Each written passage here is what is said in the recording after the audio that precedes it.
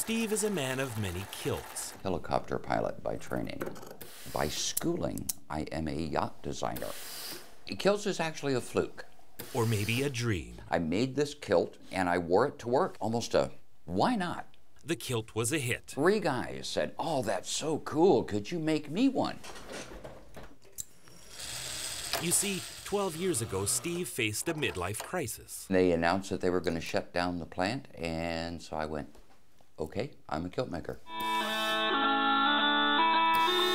He went from making kayaks to kilts. You do not have to be Scottish to like the kilt. Or to make them, for that matter.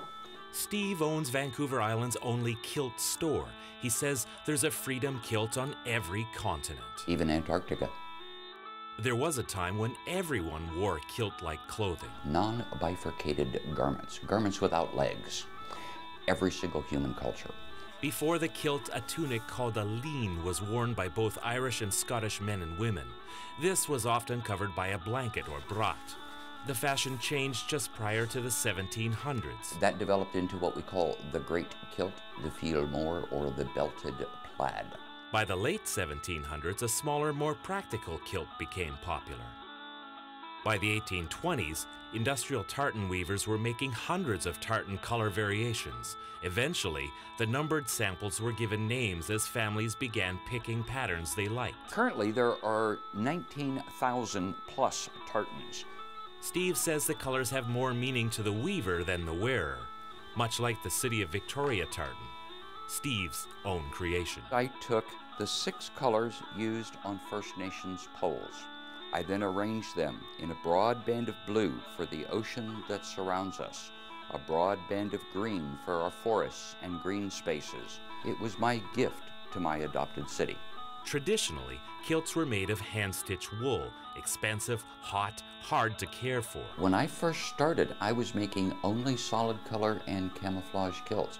Steve says he hasn't broken with tradition, he's improved on it. Kilts with cargo pockets, kilts with hidden pockets, kilts that you can wear like blue jeans. Even registered tartans in machine-washable fabrics, a kilt for every occasion. There are more kilt wearers probably today than there have ever been in history.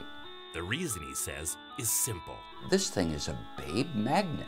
When a guy puts on a kilt and walks out the door, he is telling the entire world, I don't have a problem.